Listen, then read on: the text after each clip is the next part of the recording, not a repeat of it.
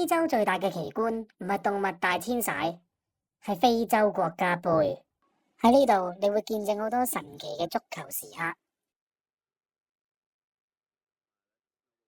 做咩啊？我仲有花骨面像啲骨化緊啊！花式送角球。對唔住，喺非洲國家盃嚟講，呢啲只不過係前菜。喺呢度你會望到球迷大戰直升機。考下你哋先，呢個 VAR 手勢代表啲咩？唔准諗，即刻答。事緣係呢場波嘅 VAR 本來出現咗啲問題用唔到，後尾用得翻啦。球證就用呢個手勢同大家講 VAR 掂啊！甚至球員喺球場內撞車都有。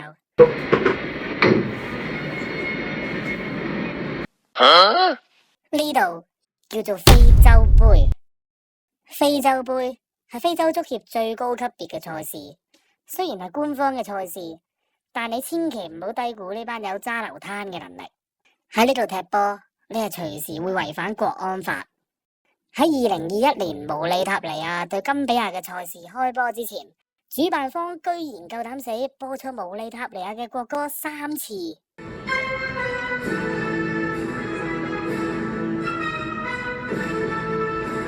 你睇下班球員，個個聽到黑口黑面啊！大家留心聽2秒呢個國家嘅國歌，就會覺得播錯呢首國歌係唔可以接受嘅。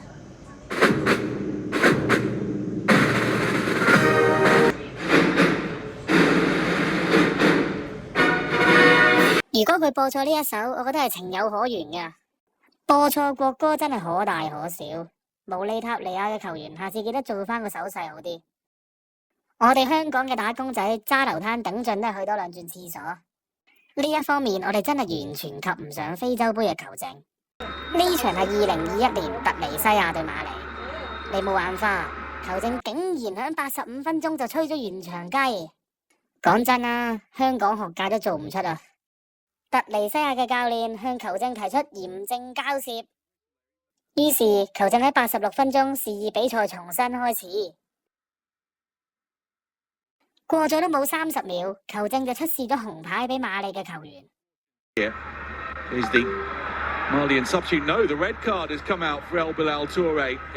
於是睇完 VAR 搞咗一大輪，終於去到88分半鐘，場波先可以重新繼續。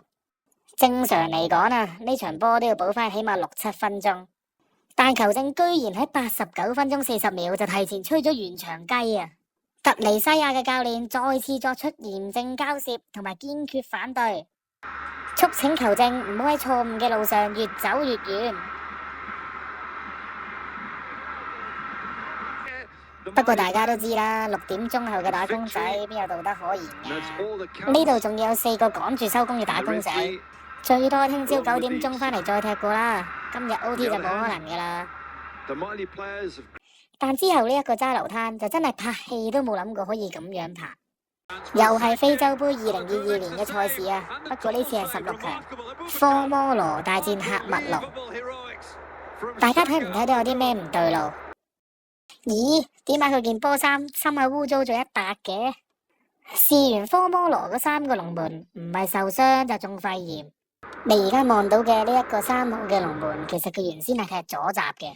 科摩羅就頒咗件後備嘅龍門波衫俾佢，但佢哋只有士啤嘅英文字母，冇士啤嘅 number，所以佢哋淨係喺件波衫度改咗個名，但個 number 依然係原先個龍門16號。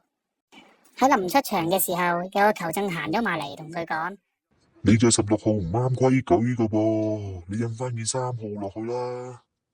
喺大家都手足無措嘅時候，有一個男人攞住卷膠紙走咗出嚟。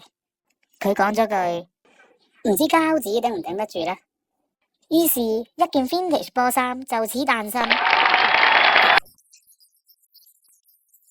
講真啦，呢單少林足球太理想化啦，臨時臨急換龍門，點解田雞有件22號波衫着嘅？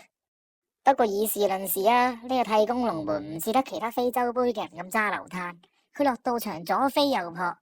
更加重要嘅係，去到完場啊，張膠紙竟然仲係屹立不倒啊！佢哋真係黐膠線黐膠紙嘅高手嚟噶。不過喺非洲盃做龍門識得守住個龍門係唔夠噶，你仲要識得守埋條毛巾。跟住呢一場波係2025年嘅非洲杯決賽，摩洛哥大戰塞內加爾。如果講個荒謬程度，呢場波可以話係集百家之大成。呢個係非洲杯場內嘅畫面，你估下佢哋做緊咩？唔准諗，即刻答。唔係打屈比，唔係打摔角，係打劫啊！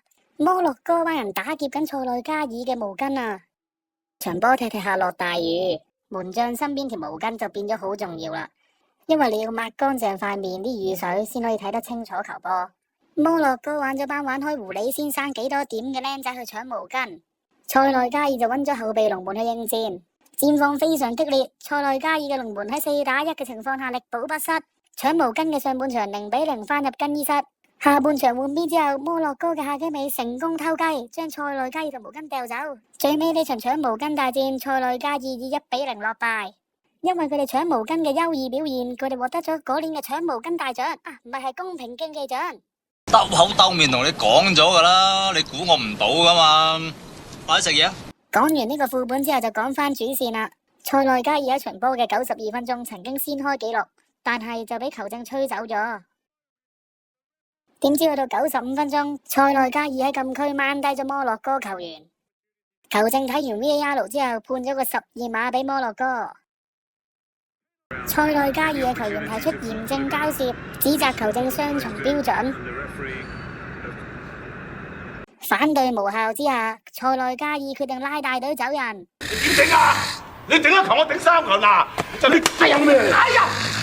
你球都頂啫！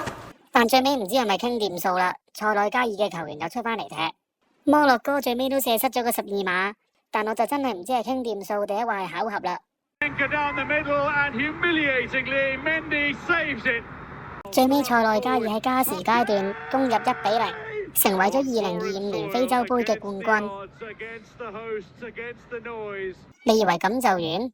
記住呢度係非洲杯。俾你班蛋散估到，我就唔係食神啦！食神好嘢！唔單止球場內可以 VAR， 連冠軍都有得 VAR。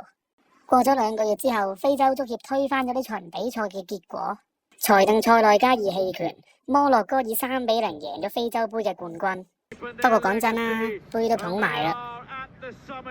非洲杯嘅世界真係唔可以用正常人嘅眼光去看待。你可以唔睇，但你一定要邀請你嘅朋友去睇。呢啲龍門嘅低級失誤，你可能覺得好肉酸，但係喺非洲杯嘅世界，其實已經係見怪不怪。有興趣嘅大家可以自己上網揾。今條片就去到呢度先。我呢就叫做牛大力，嚟緊都會製作一啲唔同類型嘅古仔俾大家聽。如果你中意我嘅表達風格，又或者有任何意見，歡迎喺留言度提出，亦都歡迎大家隨片 CLS。你哋嘅鼓勵係我呢啲新手 YouTuber 製造影片嘅最大動力。多謝。